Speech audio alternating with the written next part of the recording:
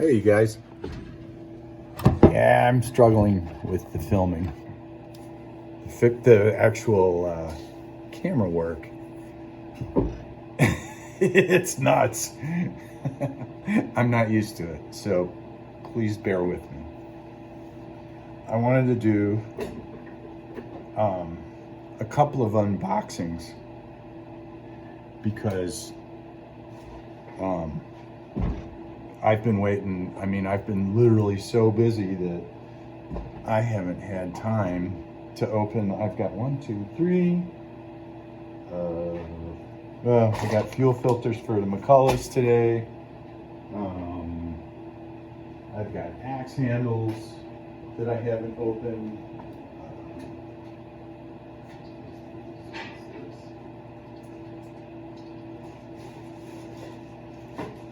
Oh, okay, yeah, that's the full wrap handle for the 372. But anyway, what I really wanted to unbox, and I've got more coming on the, by the way, a couple of things. From Chris Killinger, he had a sale. And although I'm a Midwest boy, I'm not a suspenders guy. And I'm sure there's plenty of Midwestern guys that are suspenders guy, but I bought a belt and I have not opened it, and I wanted to share that with you guys. And these I already opened. Wait a second, those are, oh, okay, yeah, that's all from Whiskey River, which I'll open later. But I already opened, but I wanted to show you these handles that Buckin turned me on to, and believe me, they look as good on video as they do in person, and they look better in person. And I've got 2 more coming. He had handles in last week, and I'm sure they went really fast. But I mean, holy schlamolios. I mean, look at the craftsman. I mean, I'm a wood guy. I have a wood shop. I mean, this is just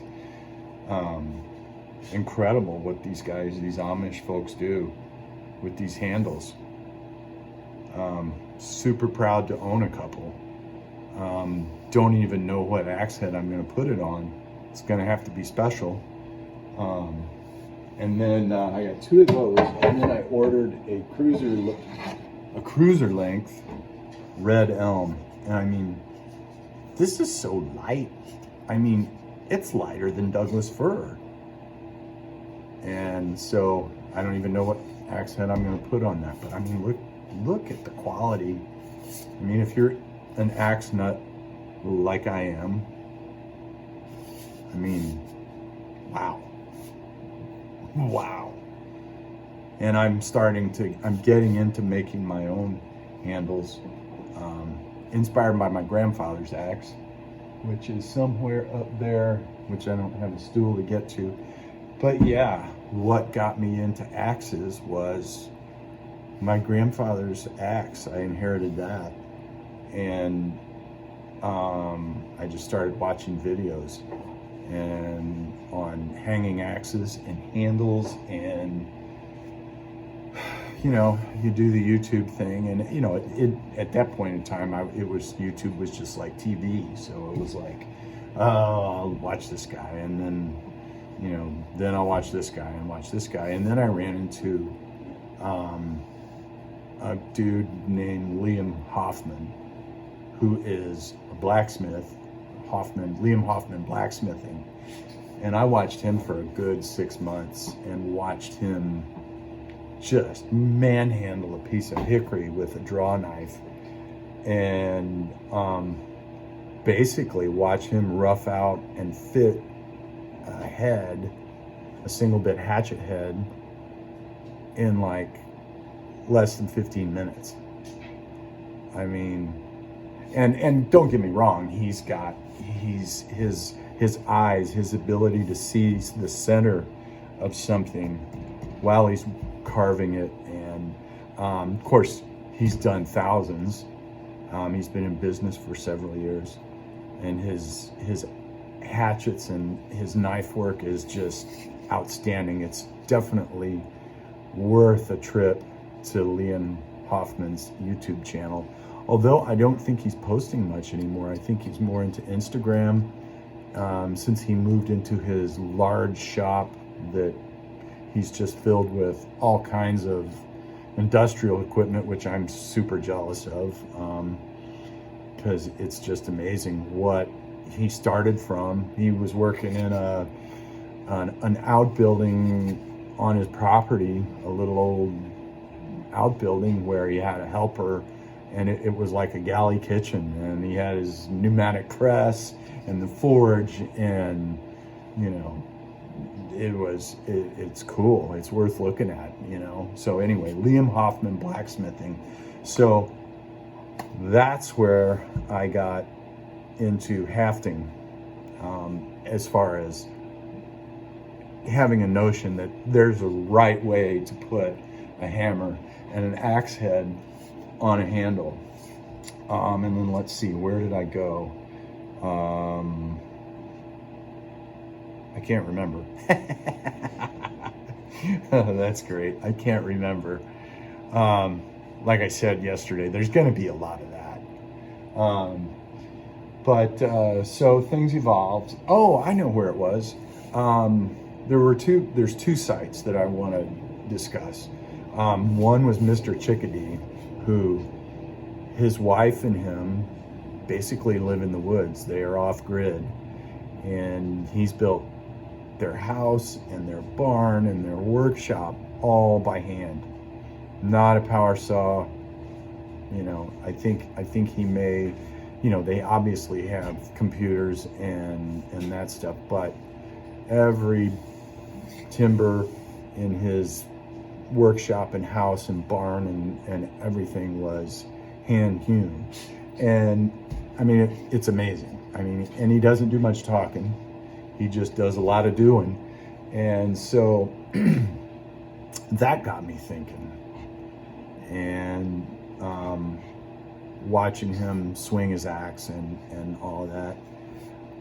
Very good axemanship, which my axemanship is, I'm working on it, okay? I'm working on it. So I went from Mr. Chickadee to Acorn to Arabella, which those guys are building a wooden ship. And they do have power tools, but they also use quite a bit of hand tools. They use adzes, hand planes, rabbiting planes, draw knives. They've restored a bunch of antique giant machinery, but he's Steve is the main guy, who's in charge of the whole thing, and he and his friend Alex just decided, you know what, we're gonna build a boat. We're just not into this corporate thing. Gunny, get down. The dogs are wanting to go outside, and it's a swamp in our backyard. Trying to give them a break, give mom a break from them. What do you have? Did you like get dirt? You're eating dirt? Hey, what are you doing? Yeah? Yeah. Dogs don't eat dirt, okay? Trust me. No. Hey, knock it off. Yeah, that's not cool. Lily. We have 4 dogs. So anyway, Acorn to Arabella, if you're into that kind of thing, if you're into shipbuilding especially, but you know, if you're into all of these people, there's a common thread. There's like, it's a common thread. You know, oh, now she's got something else. Hold on. Hey, I'm gonna let you back inside. You're just getting in trouble. What are you doing? Stop it. Just behave yourself. I'm talking. What, am I gonna have to like show you guys? You bunch of hosers? You guys are terrible. But I was getting at, all of these people have a common thread. It's like they've just decided, you know, we're gonna do this. We're gonna do what makes us happy. We're gonna be good people. and we're gonna try to represent ourselves honestly, and we're gonna show, you know, that there's a lot of things, I guess the old ways, you might say, you know, they're getting kind of lost. And thank God my grandpa showed me how to use a hatchet and an axe, and my dad turned me loose with a chainsaw at 12, a little home light, what is it, 2XL, 14-inch bar or something like that. So 12 years old, whacking away at, you know, with no clue, you know. So anyway, so all of that said, then guess who pops up in my feed?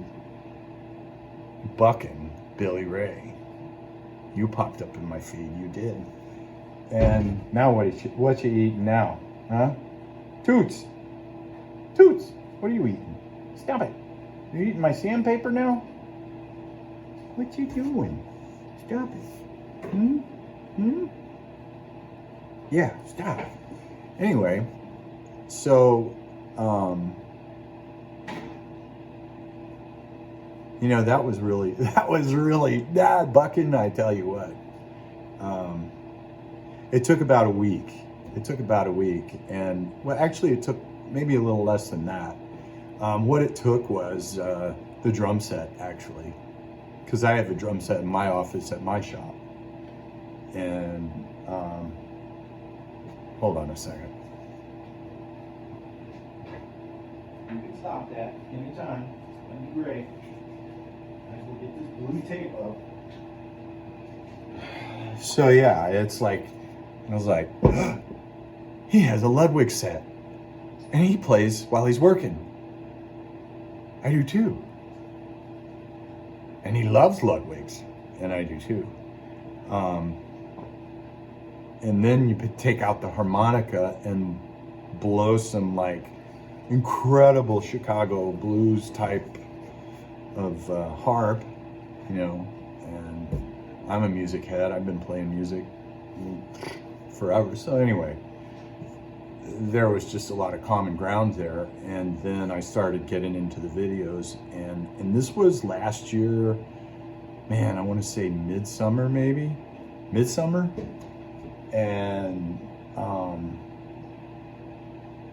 And then the message started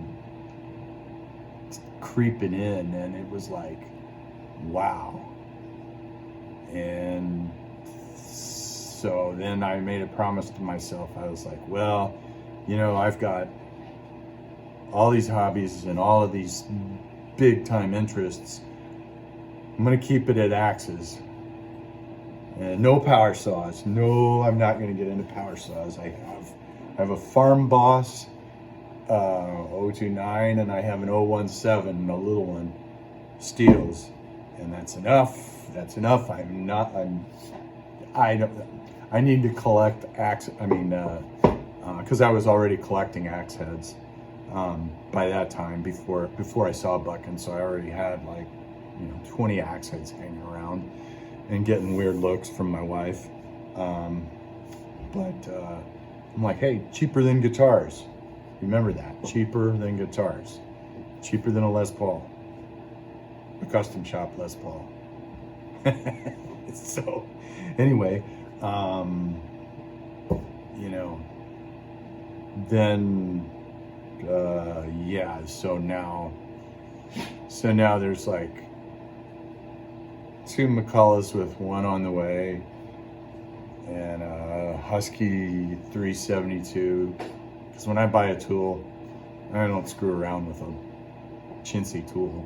I buy a professional tool, because I use professional tools in my work and my shop and on job sites. So, and I have a lot of vintage tools too that I use. I have stuff made by Stanley from the turn of the century. So anyway,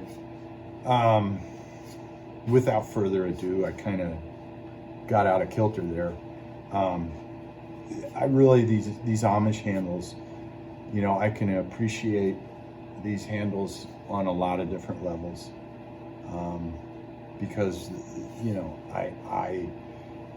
have loved cutting wood since 7th grade. Shop class in 7th grade. The first thing I ever cut in shop class was a piece of mahogany and took a gouge and made a bowl. Still have that, by the way. And then we did a project with walnut. And walnut, I think, the smell of the walnut going through the saw really, I remember that. I mean, I'm 55 and that was like 7th grade, you know. I don't know if there's any genetics involved with trades or whatever, but my great-grandfather was a steeple builder in mid-Missouri. He was a master carpenter. So you know, who knows about that? But sometimes when you're working, you just know. You get your spidey sense going, and you know, what can you say? So anyway, Killinger handles, if you can get your hands on them, I would highly recommend it. I mean, if you all watch Bucking, I'm thinking those suspenders look pretty spiffy. And obviously they hold up because Bucking and Hogan put them to the test every day when they're cutting. But anyway, I'm gonna put this handle back and scissors.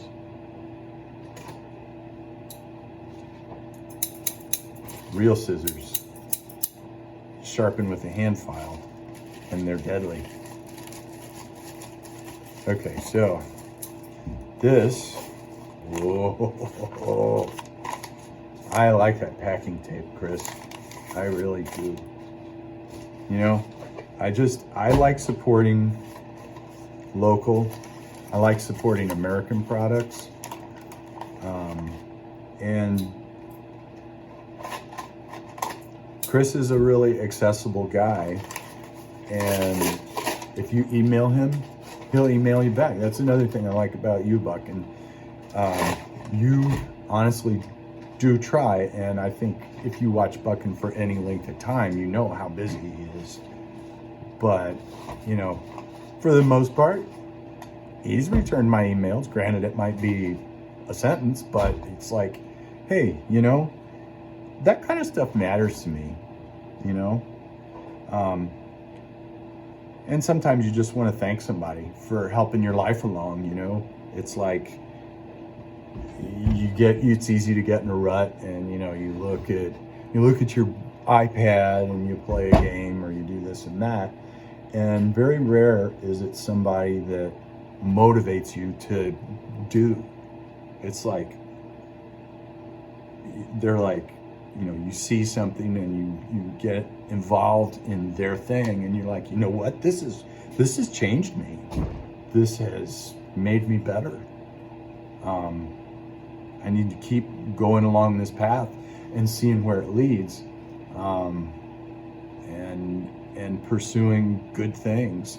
And then it evolves more, and then you want to see good things happen to other people, you know? So kind of made that circle of being overwhelmed and going, my gosh, this guy is awesome. He's as crazy as I am. And maybe even a little more, Bucking, maybe even a little more. But it's a good crazy. And so, but you want to keep going. You don't want to look back, because once you change for the better, and once you get happy in your core, holy crap, why would you want to go back?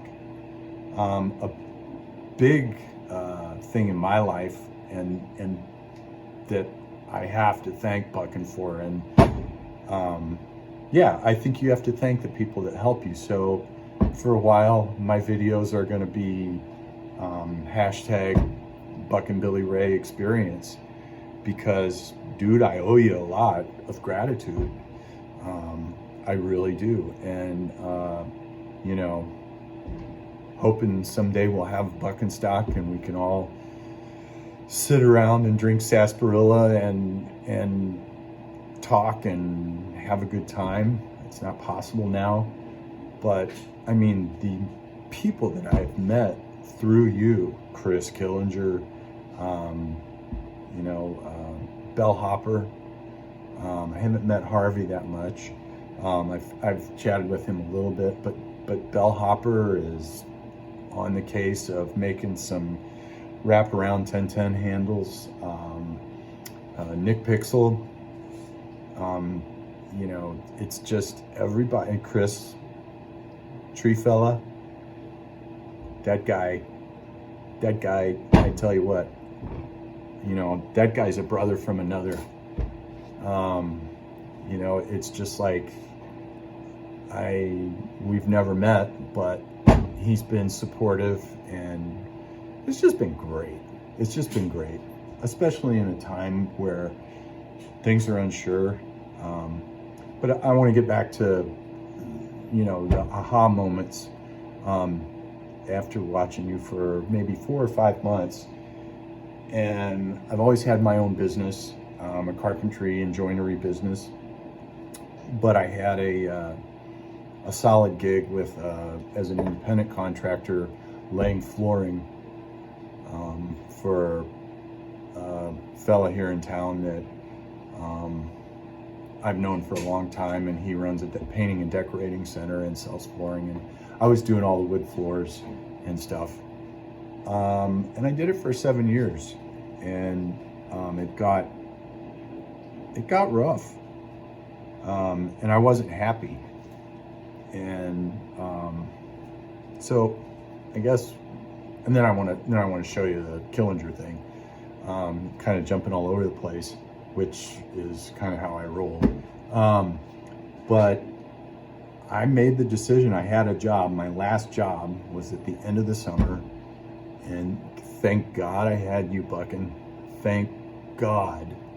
I had my wife, I had my dogs, I had the support of my mom and my sister and my niece and nephew, and I had a job where I basically got screwed. It was one of those deals where, they were like, it was a job that went sideways. The general contractor and the guy I was working for bid the job completely wrong, and it came down to me to pull it out of the toilet. And basically everybody was like, we'll just keep working, we won't screw you, we don't know where everything is at yet. So on good faith, what are you going to do? You've been working for somebody for 7 years, and well, at the very end, it was a beautiful clear maple floor that I put in over a concrete slab. So I had to float it. It was engineered flooring. So it was a nightmare. But I got done, and I got shorted about $3,000. And what's going on, Gunny? And so I just decided I was done. If I was going to take chances, I had my business. I'd been working on building this business for about 6 years, and I've had my share of my own jobs. It was for a while it was 60-40 him, and then it was like 50-50, and then like this last year it was in 2019 it was like 70-30 me. And after losing that kind of money and realizing that they were truly after their own interests, I was like, if I'm gonna worry like this and go through that much angst, I'm gonna do it by myself. So I left, and I haven't looked back. And I have you to thank for, giving me the strength and the courage to make that decision. Could I have made that decision without you? I probably could have, but there was 2 months there where I had, after I quit, stuff kind of fell through. I had stuff on the books, and I didn't lose the jobs, but things got delayed big time. And so there were 2 months where I was like, oh my God, the money just wasn't coming in. But, I tell you what, being positive, I did my best to be positive. Thank God I have my best friend and my wife that's helped me get through it. And so, and now, I mean, things aren't bad. They're actually pretty darn good, but the most important thing is that I'm just super happy. I love my work. I love being a carpenter. I love cutting wood. You know, I've said that in like my first video. I mean, I'll take some video and, you know, we'll go up to the shop and walk around and, you know, there's a lot of content coming. But I tell you what, I think, you know, you have to, it's like I've said on the live feeds, and I really do mean it. You know, I get it, Buckin', I do. You know, you told last Sunday, you said, I get it, Casterman gets it. I get it. And so now I'm coming around that circle, and it's time to pay back. It's time to radiate that and walk the walk, you know. I am so appreciative you turned me into a different human being. I mean, even though I'm the same, I still love music, and I mean, but you know, being positive is a priority. Being happy is a priority, and I'm someone who deals with a lot of anxiety. But anyway, that's neither here nor there. That's just, you know, thanks, Buckin'. Thanks, Chris. Thank Nick Pixel. Thank you. Who else? Who else am I leaving out? If I'm leaving you out, you know, just everybody on the channel, the army, just the way everybody is. We all get along, you know. I'm sure we all have different views and differences of opinion, but we make it work. And, you know, going forward, that's what I'm trying to gear my life to be about. And, you know, if you feel like you have a lot to offer, that makes you happy. It does. It really does. So anyway, without further ado, Killinger. Oh yeah, look at this. Oh dear. Look at this belt. I think he's right when he said a forever belt. Look at that. Oh yeah. And see, this is what I love about hand done stuff. This is a big old thick piece of leather. Great hardware. And where are you gonna get a 35? You're not gonna go to the department store and get a 35 belt.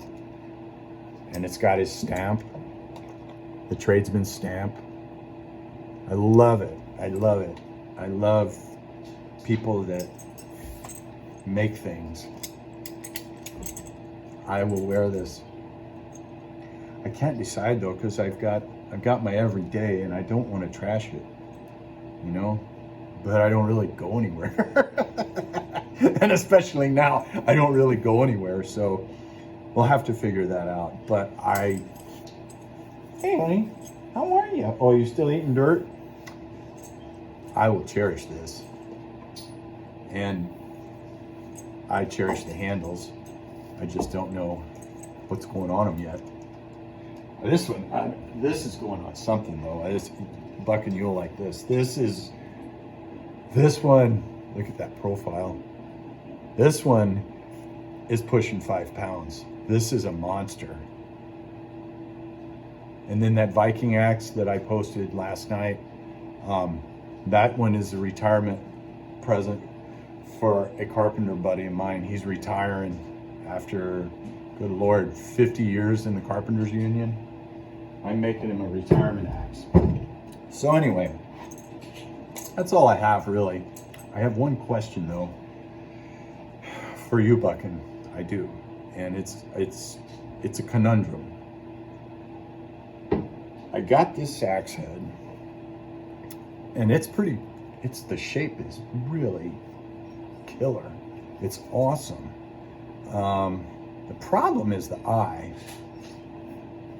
You know, you've told us about how people usually go the path of least resistance when they haft an axe, and they end up hafting it upside down. Well, this is a case where I'm looking at, you know, obviously the beard's hanging down.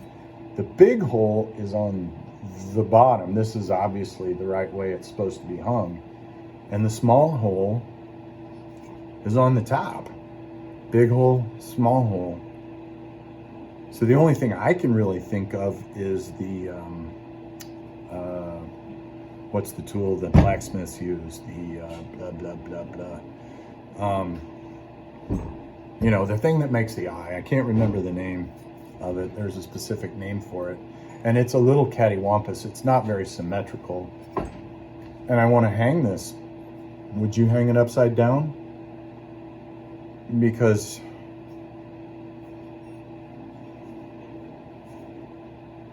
yeah, it's just weird. Yeah. It's like, actually, yeah, maybe I explained it backwards. I don't know. Top, bottom, and the bottom is really smashed. And I think it was in the forging. I think it's the way it was made. But I'm just afraid by the time I get to the top, I'm not going to have anything left. It's weird. Yeah, it seems like the bottom is bigger. Yeah, and the top is smaller. Yeah, it definitely is. I don't know, maybe I'm being confusing. But hopefully you'll have some thoughts on that. But yeah, it's a deadly shape. $4. Anyway, I've yammered on long enough. Yeah, I'll have more later. Things are busy, but yeah, this is important. It's fun, and I love my YouTube family. You guys are awesome. I'll talk to you later.